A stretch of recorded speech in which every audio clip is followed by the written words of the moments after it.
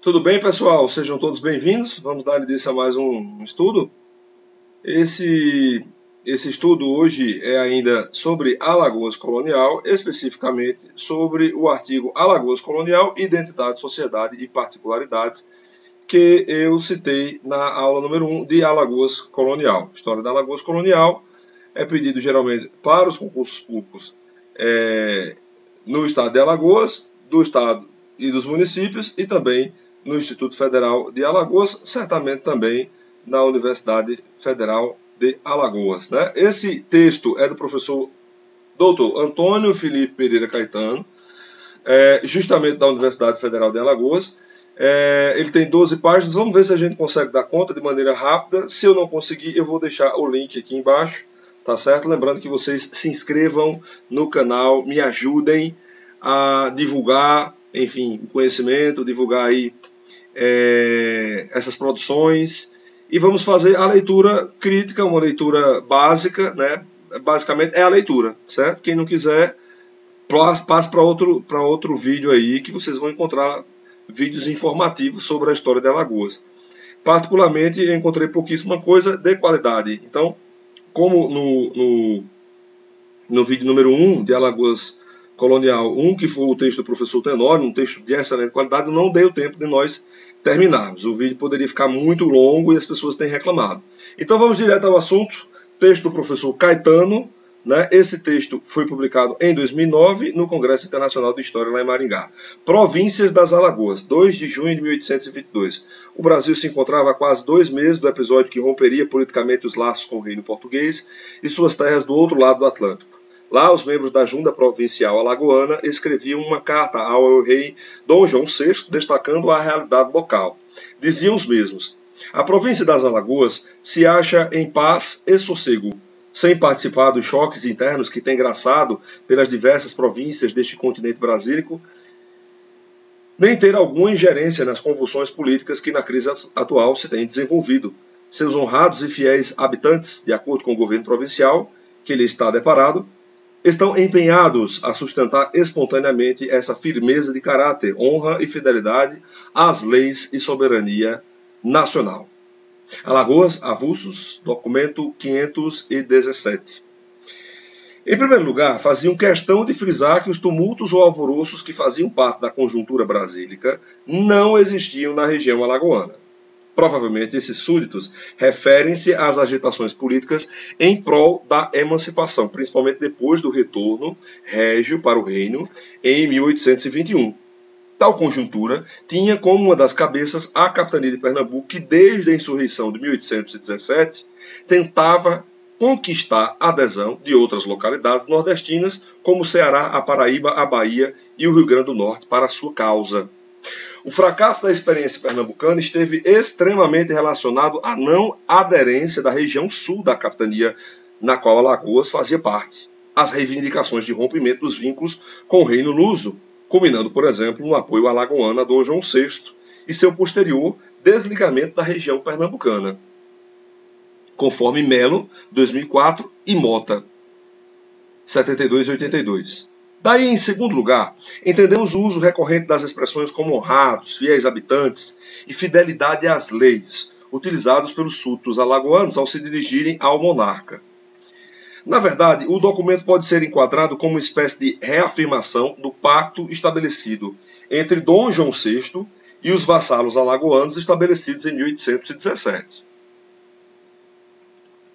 Era uma maneira de demonstrar que, independentemente do que acontecesse, aquela localidade estaria ao lado de Portugal, pois entendia que isso fazia parte de uma soberania nacional. Essa modalidade de acordo, típico de antigo regime, que envolvia o reino e os habitantes das conquistas, começava já a demonstrar sinais de fraqueza em outros domínios americanos.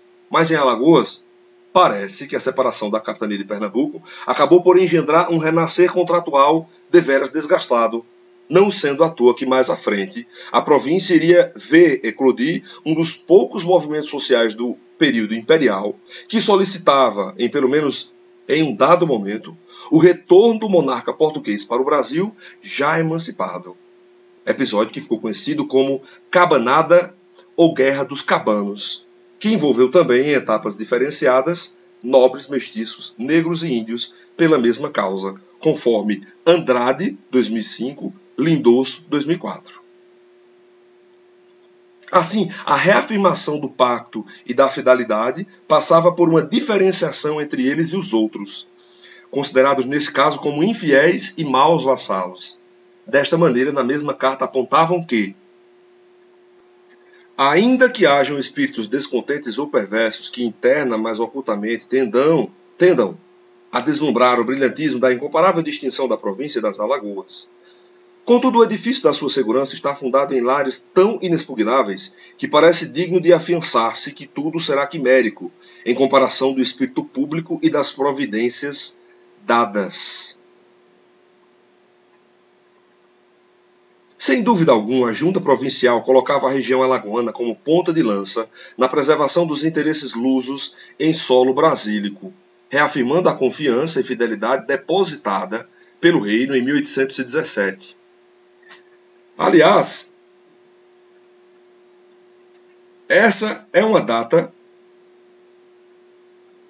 expressiva e divisora de águas para a conjuntura alagoana, onde muitos historiadores e teóricos apontam como um momento de formação e desenvolvimento da identidade local.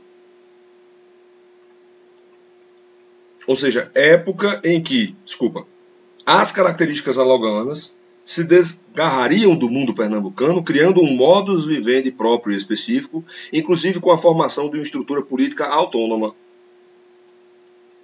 Todavia, muito antes deste momento, em 1706, para obter melhor organização administrativa da capitania pernambucana, a coroa portuguesa resolveu criar a comarca de Alagoas, visando também agilizar as atividades judiciais e políticas.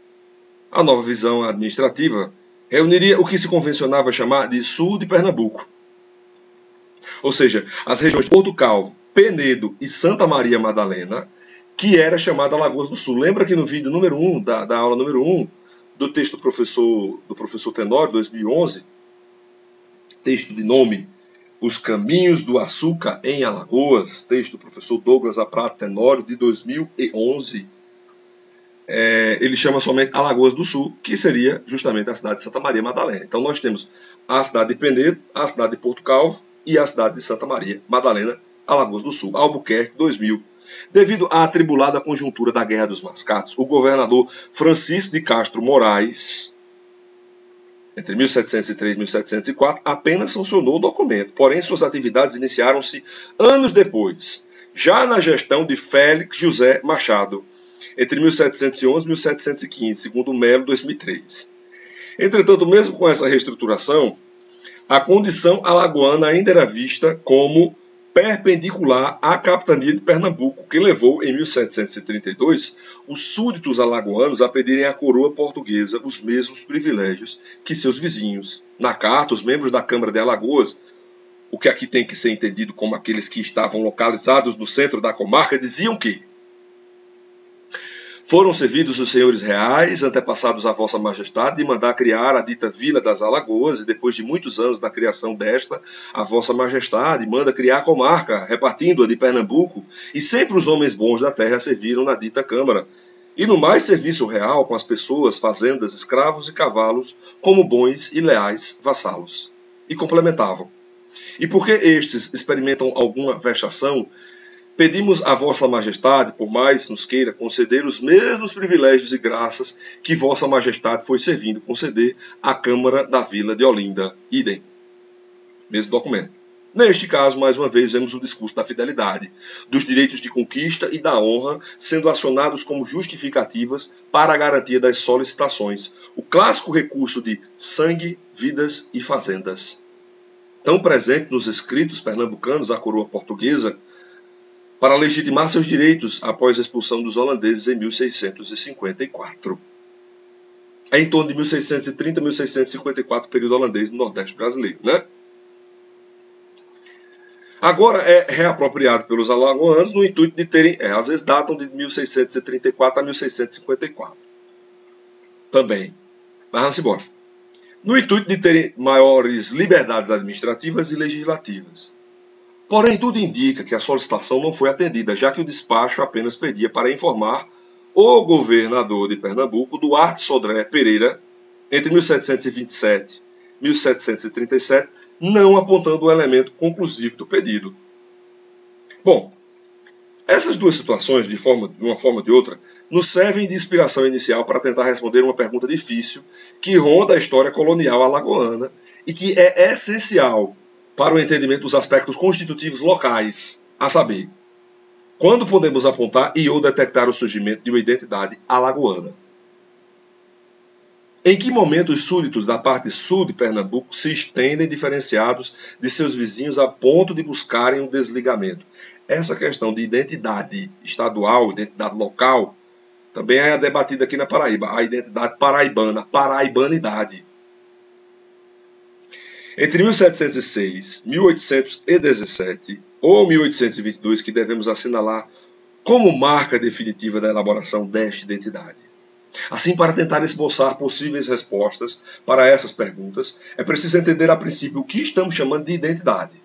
Quando se pensa em identidade, estamos nos deparando com um dos conceitos mais melindrosos para o historiador, principalmente em se tratando do período colonial, onde os elementos de identificação eram conturbados, emaranhados, diversificados. Neste caso, a ideia de que a identidade é uma construção social e uma adaptação humana talvez sirva como melhor elemento explicativo em nosso caso.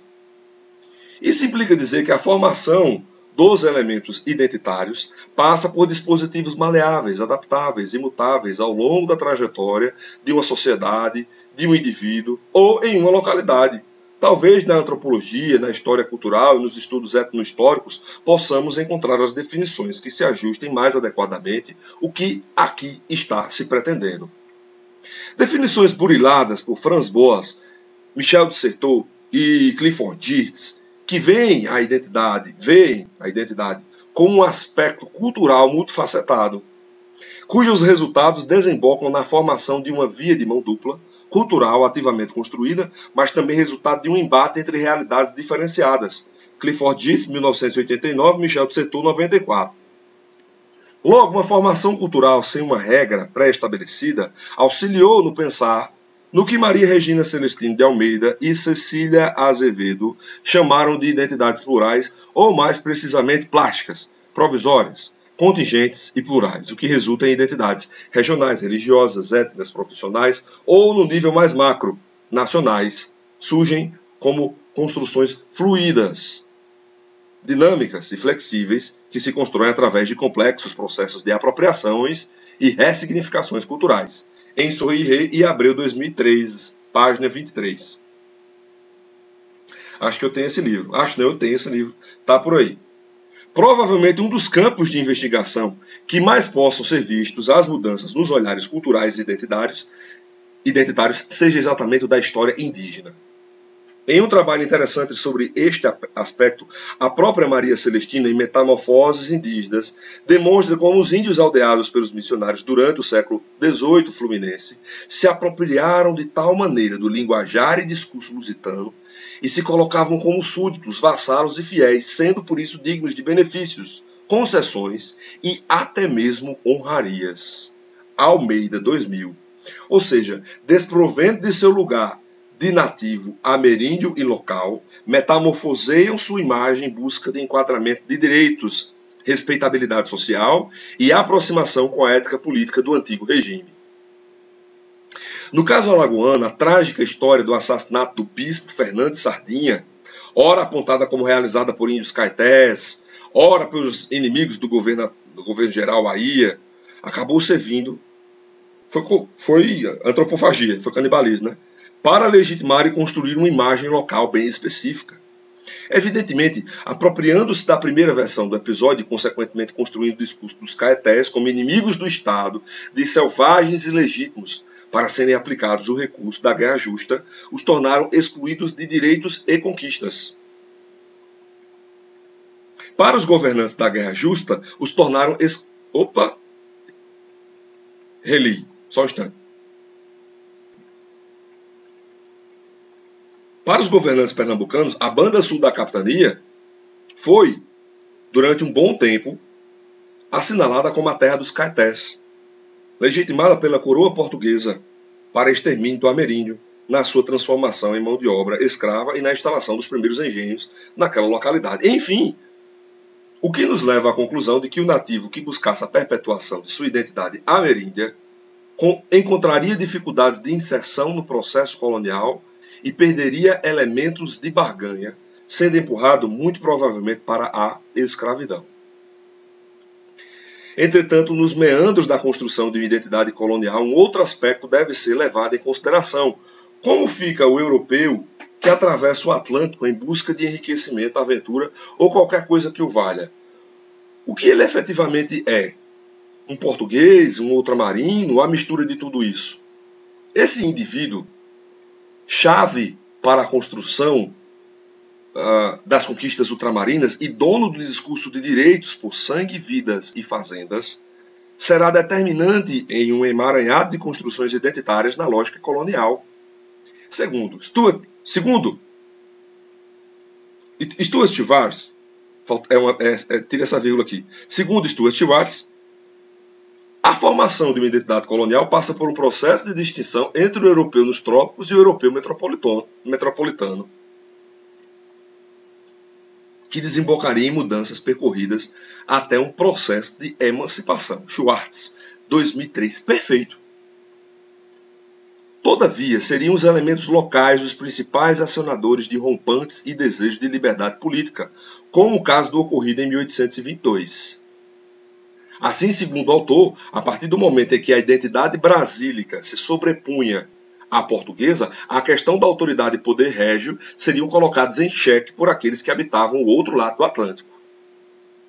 Luciano Figueiredo caminha em uma tendência muito similar ao de Schwartz, mas definindo a condição local na dicotomia generalizante entre súdito e colono.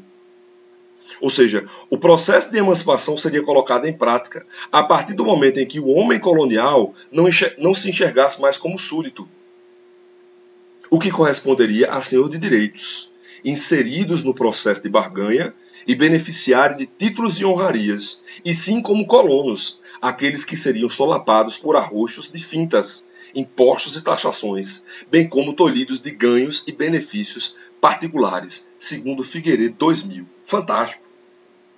Porém, em uma visão mais ampla e mais consensual, bem como próxima da visão cultural e antropológica, Antônio Manuel Espanha e Ana Cristina Nogueira da Silva apontaram a identidade moderna como permeada de especificidades e reflexo de vários contextos.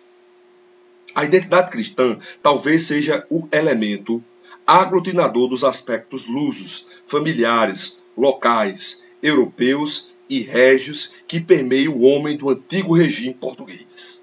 Fantástico! Eu tenho um livro sobre isso, vou mostrar para vocês. Não vou comentar muito não, porque a gente já está em 18 minutos de aula na trama das redes, tá? Na trama das redes, política e negócios do Império Português, século XVI e XVIII, organizado pelo professor João Fragoso e pela professora Maria de Fátima Gouveia. Esse livro é uma série de artigos, de capítulos, de diferentes autores. Foi publicado em 2010 pela Civilização Brasileira e o primeiro artigo é justamente do professor Antônio Manuel Espanha, certo?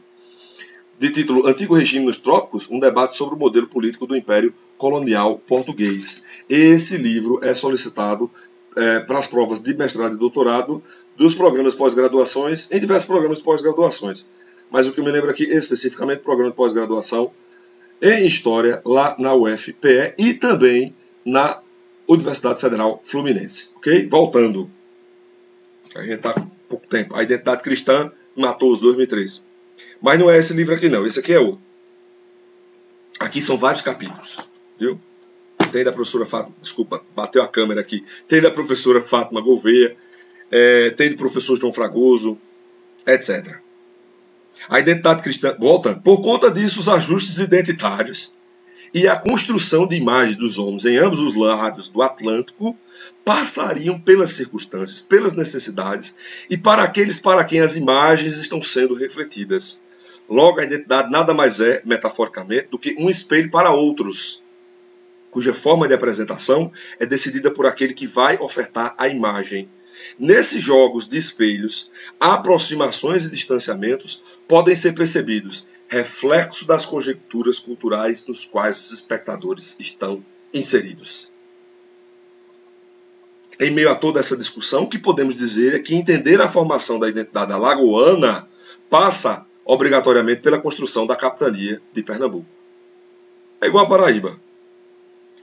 Tal região iniciava-se com a concessão das Sesmarias a Duarte Coelho, por Dom João III, em 1534, compreendendo 60 léguas de terra, as quais começarão no Rio São Francisco e acabarão no rio que cerca em redondo toda a ilha de Itamaracá, ao qual, ora novamente, põe o nome Rio Santa Cruz, ou Rio de Santa Cruz, e ficará com o dito Duarte Coelho, a terra da Banda Sul.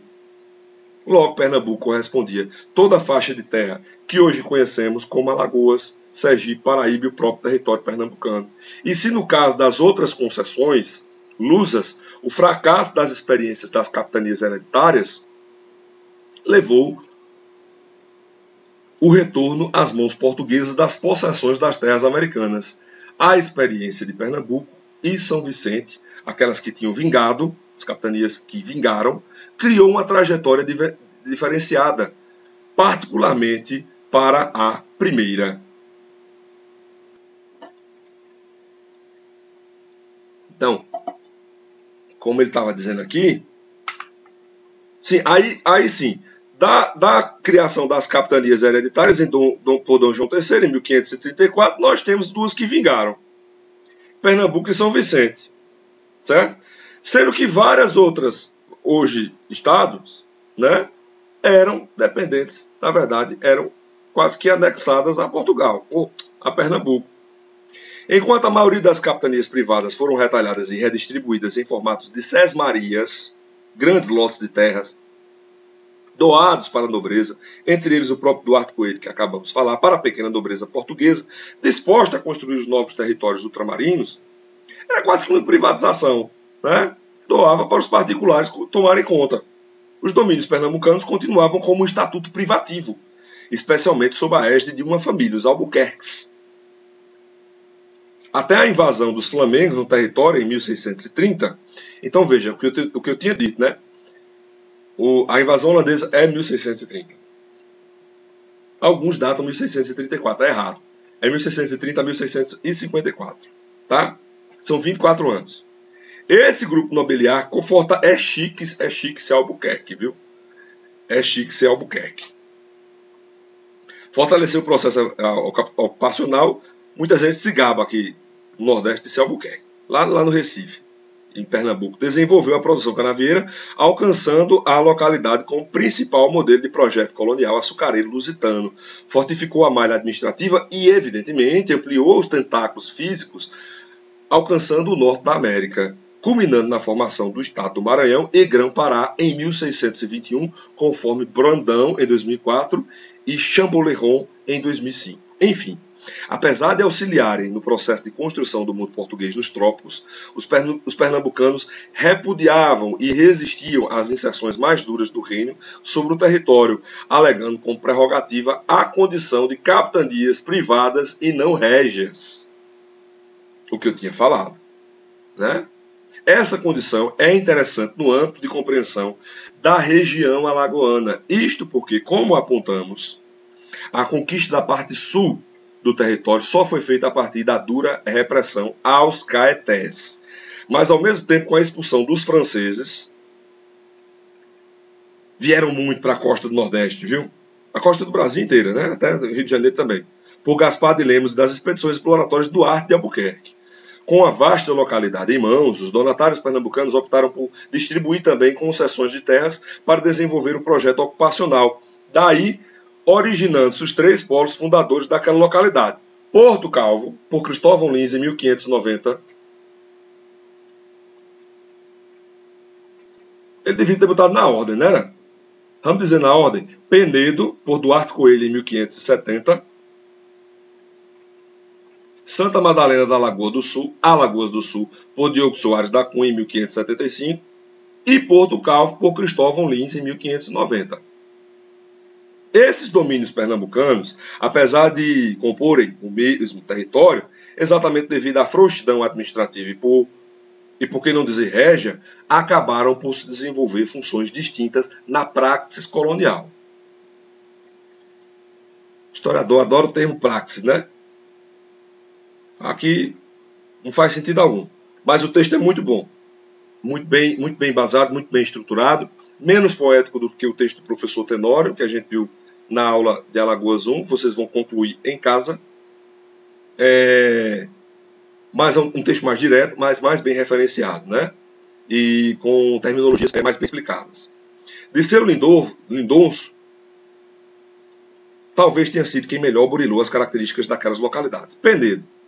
Alagoas Parmeridionales tinha como base a região do Rio São Francisco, configurando-se como grande polo fluvial, marcada por uma forte presença indígena e de missionários franciscanos. Teve uma formação lenta e quase primitiva, a gente viu aqui que era de 1570, tá? Por Duarte Coelho, Penedo. Desenvolvendo a criação bovina e cavalar. Santa Maria Madalena da Lagoa do Sul já era considerada como região lagunar e de escoamento de gêneros, compreendendo as localidades entre a Lagoa Mundaú e Manguaba, e fundada em 1608, abrigaria a capital Maceió. Certo? E no final do século XVIII, beleza. E, por fim, Porto Calvo, Alagoas Boreales, a localidade mais próxima de Pernambuco e que foi estabelecida exatamente para cumprir o ideal de defesa da cabeça pernambucana, porém acabou se constituindo como produtora de açúcar e como núcleo de povoamento de expansão. Veja que ele referencia muito bem Lindonço 2000. Acreditamos que mesmo fazendo parte de um mesmo agrupamento populacional, ficou meio redundante aí, a capitania de Pernambuco, os súditos portugueses que habitavam tais localidades iriam desenvolvendo aos poucos os sentimentos específicos de pertencimento ao locus da sua formação, a parte sul.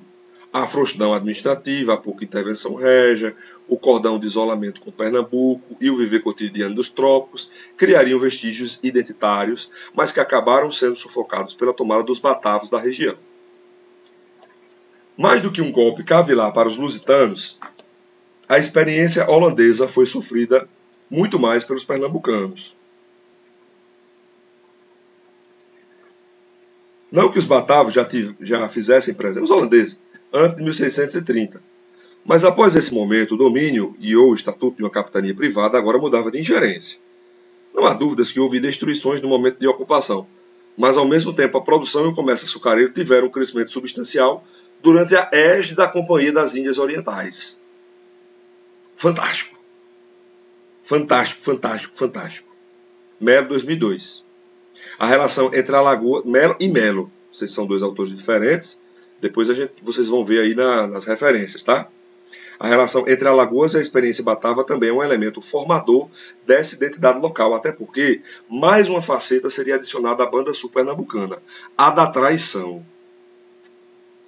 Durante um bom tempo, uma parte da historiografia sobre aquele momento atribuía a Alagoas, mais precisamente a Domingos Fernandes Calabar, a responsabilidade pela entrega de mão beijada da Praça Açucareira Lusitana, ou seja, a partir das alianças estabelecidas entre Calabar e os holandeses e o consequente domínio do sul pernambucano, foi possível a conquista de Olinda e Recife. A mancha da traição seria uma marca indelével na conjuntura histórica local, o que, ironicamente e interessantemente, Ronaldo Weinfas, ou Vanfas, é Vanfas, viu, gente? Tem gente que já ouvi algumas pessoas dizendo Weinfas, que lhe proporcionava a alcunha de o patriarca dos traidores da história nacional, perdendo inclusive para Joaquim Silvério dos Reis, o traidor de nosso maior herói, Joaquim José da Silva Xavier. 2008. Weinfas. Importante assinalar que, mesmo que a traição aqui tenha efetivamente ocorrido, inúmeras delas ocorreram no mundo ultramarino durante o domínio português.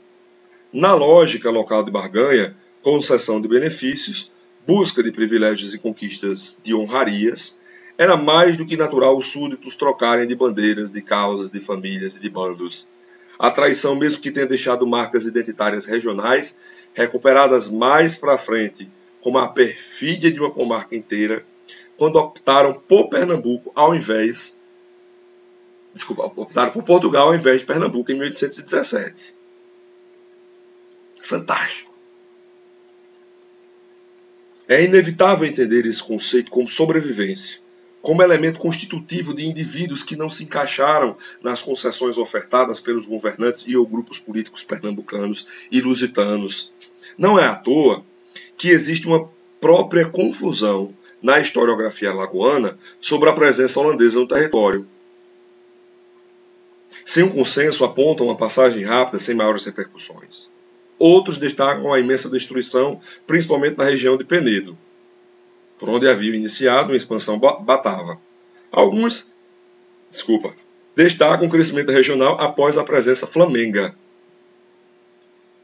Enfim, de qualquer modo, é lícito afirmar que a presença dos holandeses só aumentaram os elementos que distanciam os alagoanos, ou melhor dizendo, os porto-calvenses, os alagoanos do sul e os penedenses dos pernambucanos. Interessante, né?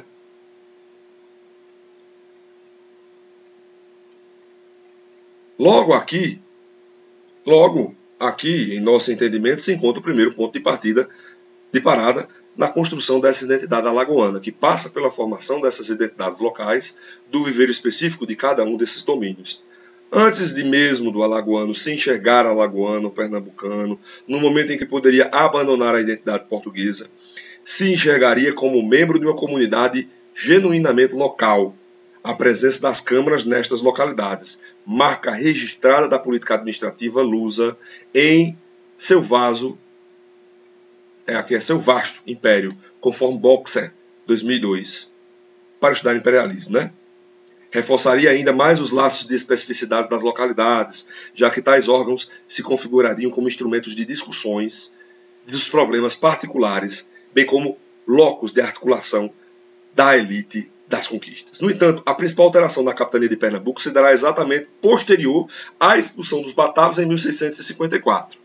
Como é público e notório, as dificuldades de auxílio luso levaram ao empenho pernambucano, quase que isolado, para a derrubada flamenga. Evaldo Cabral de Melo, em célebre trabalho, demonstrou como a reconquista da capitania, à custa de sangue, vida e fazendas, serviria para aproximar mais os súditos pernambucanos da corte portuguesa. 96. Porém, não só a construção de um discurso fora colocada em prática, mas também a submissão completa da capitania ao reino, o que implicaria em dizer que Pernambuco deixava de ser uma capitania privada e se tornava, como todas aquelas pertencentes às conquistas, em capitania régia. Assim, a intervenção e o controle metropolitano seriam mais intensificados, desenvolvendo conflitos entre reinóis e locais, que desembocariam na famosa Guerra dos Mascates, na virada da centúria, conforme Evaldo Cabral de Melo, 2002. Nesse período posterior, a 1654, ele diz na virada da centúria porque a Guerra dos Mascates ocorre em 1710, né? Entre Olinda e os Mascates do Recife, que eram em sua maioria portugueses. Neste período posterior, a 1654, as regiões alagoanas ainda se constituíam como dispersas, sem uma conexão administrativa entre elas, o que pode demonstrar que ainda estavam subordinadas à praça pernambucana. É muito similar à história da Paraíba, viu? O debate sobre os direitos, algumas coisas, similar, é igual. O debate sobre os direitos de reconquista fazia parte do cotidiano local, principalmente aqueles que tinham ficado e enfrentado os batavos e que visavam o afastamento daqueles que tinham abandonado a capitania ou se aliado aos holandeses. As inquietudes causadas pela canseira dada pelos quilombolas palmarinhos ajudavam a redesenhar a imagem alagoana como perigosa, conturbada e ameaçadora da instabilidade local. Fantástico.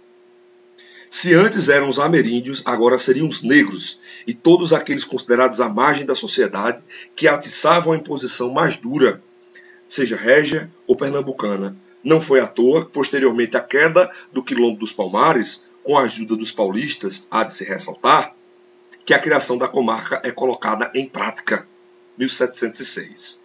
Neste caso, a instituição de uma estrutura administrativa centralizada que congregasse as 3 localidades alagoanas não só possibilitava o exercício de funções judiciais isoladas, como visava diminuir o poder dos senhores de engenho, verdadeiros controladores locais após a restauração pernambucana. Para além disso, a construção da comarca e o estabelecimento da Vila das Alagoas como sua cabeça e as demais localidades como termos da comarca seriam essenciais para o desenvolvimento de uma identidade não mais da comunidade colonial e sim com traços de capitania. Claro que não podemos pensar que naquele momento nasceria a identidade alagoana, mas é muito provável que os aspectos culturais distintivos de Pernambuco já começariam a se avantajar com o correr dos anos. Olha, e de fato Pernambuco é muito diferente mesmo, viu? Muito diferente. Teve um amigo meu do Sul, só um adendo aqui, que não entende absolutamente nada de geografia e também, coitado, também não entende nada de história. Não é nem amiga, é um colega, um conhecido, não consegue separar Pernambuco da Paraíba, mas a Paraíba é muito diferente de Pernambuco. E aqui, como a gente viu, o professor acabou de dizer, os aspectos da identidade alagoana também são distintos, né, dos de Pernambuco. Aqui se começa a avantajar. Com o correr dos anos, começa a se distinguir. Né?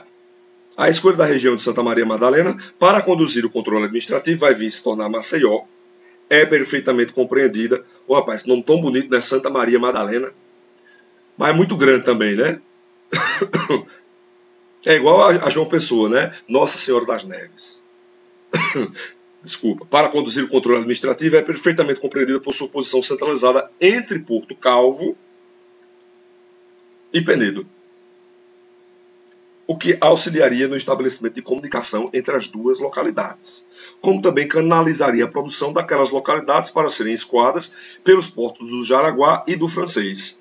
Tal atividade acabou por contribuir para a solidificação de outras regiões no século XVIII, como São Miguel, São Luzia do Norte, Arraial de Anadia, Atalaia, Piaçabuçu, Palmeira dos Índios, Colégio, Traipu, Porto das Pedras e Maceió. Enfim, era um painel local consubstanciado, com um perfil específico, com características distintivas, frente à sua tutora, a capitania de Pernambuco.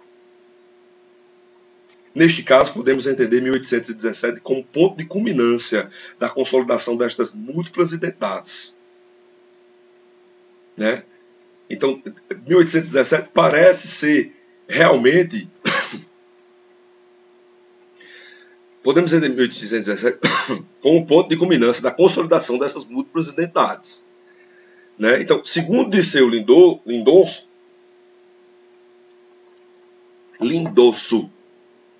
1817, a Revolução Pernambucana de 1817. Emancipacionista. O que tendemos a concordar, não se pode confundir a conquista de autonomia com o delineamento e a formação de uma cultura. Lindoso, 2005. Acho que é assim. O que implica em afirmar que no momento em que a nobreza alagoana se posicionava a favor das causas lusitanas e contra os pernambucanos em seu processo de emancipação, nada mais estavam querendo dizer que a praxis política daquela localidade não mais se enquadrava nos ditames de Pernambuco. Mesmo com o estatuto de traição novamente acionado, aqui é muito mais rica a percepção da formação de uma cultura e identidade sólida, distintiva, específica e particular. Tudo bem que tais elementos também foram usados, manipulados e manejados por uma elite local que buscava a ampliação e delimitação de um espaço político próprio em que pudessem mandar e desmandar, espaço esse que estes tinham dificuldades ou eram retalhados na capitania de Pernambuco. Neste caso, para essa elite dirigente, a reafirmação da identidade alagoana passaria por uma via dupla. Em primeiro lugar, reforçar constantemente os laços de fidelidade, honra e vassalidade com o monarca português, situação perfeitamente descrita em documento citado no início deste trecho. Creio que Dom João VI, né? Retribuição que fora feita com a convocação dos membros da junta provincial para fazerem parte das cortes em Portugal. Olha, em carta de 1º de agosto de 1821, afirmavam os membros provinciais. Temos a honra de representar a junta do governo provincial instalada na província das Alagoas, continente brasílico. E, porque nesta ocasião partem os nossos deputados às cortes, nos dirigimos por meio desta a patentear a Vossa Excelência o remarcável agradecimento que nos achamos para com o augusto Congresso Nacional reunido nessa fidelíssima cidade de Lisboa. Enfim, era a oportunidade das necessidades alagoanas se fazerem presentes no reino, diferente do que vinha acontecendo normalmente. Mas, sem dúvida alguma, o maior desafio desse grupo político era estabelecer o fortalecimento desta identidade regional perante o resto da população, principalmente porque os laços políticos, econômicos e até sociomatrimoniais continuavam a existir com Pernambuco. A construção de uma história local, como nas maiorias das províncias, estava a cargo do Instituto Histórico e Geográfico de 1869, reforçando os laços culturais e demarcando a origem de uma identidade genuinamente popular. Ou seja, falar em identidade alagoana e sua constituição em separado da capitania de Pernambuco não só exige um cuidado nos meandros históricos que perpassam as duas localidades, como também distinguir os acontecimentos de 1706 e 1817 como etapas constitutivas da formação de uma região. Entretanto, a grande lacuna entre meios é identificar os lapsos de autonomia e momentos de liberdades políticas e econômicas da região alagoana até sua emancipação frente à capitania de Pernambuco. Tarefa ainda para ser construída pelos historiadores locais vindouros. Aqui estão as notas de rodapé, como são só duas. Este trabalho é resultado do projeto de pesquisa, documentação, poder e administração em Alagoas Colonial, nos séculos 17 e 18, financiado com bolsas PIBIC pela Universidade Federal de Alagoas, a UFAL, e pela Fundação de Amparo à Pesquisa do Estado de Alagoas, a FAPEAL. 2. A opção aqui no âmbito da transcrição dos documentos primários é a aproximação da escrita atual e contemporânea. As referências bibliográficas estão aqui. Mais do que, sim, arquivo histórico ultramarino, vários documentos foram trazidos. Charles Box, o Império Marítimo Português, que eu falei sobre o imperialismo português, justamente sobre o Império Português, História de Alagoas. Ok, uma tese de doutorado em 2005 na Universidade de Cambridge, Portuguese Colonization of the Amazon Region, 1640-1706. Clifford de Espanha, a gente já falou desse de seu Lindoso. Melo, Evaldo Cabral de Melo, né? A afronta dos Mazambos, etc, etc. E Vanfas, traição, um jesuíta a serviço do Brasil holandês, processado pela Inquisição em 2008. Stuart Schwartz, The Formation of a Colonial Identity in Brazil. No livro Colonial Identity in the Atlantic World. Aí não queira que eu diga em inglês, não. 1500, 1800. Eu acho que fica 1580 century. Ok, gente. Princeton University Press, 1987. Até que Carlos Guilherme Mota, 1822 dimensões, Tempo dos Flamengos, Nordeste, 1800. Até que a bibliografia desse professor aqui, né, do professor Caetano, travou tudo agora. Do professor Caetano, é uma bibliografia mais atualizada do que a bibliografia do professor anterior. Isso não tem absolutamente nenhum impeditivo, tá certo? Mas é uma bibliografia mais nova. O professor optou, eram bibliografias que a gente via ali, década de 60, 70, né? Que a gente não encontra com facilidade. Essas outras bibliografias aí, vocês podem encontrar na internet. Aqui está o texto do professor Caetano, que é um texto de 2009, publicado no 4º Congresso Internacional de História, Alagoas Colonial, Identidade, Sociedade e Particularidades. Deixarei o link do texto aqui, tá certo?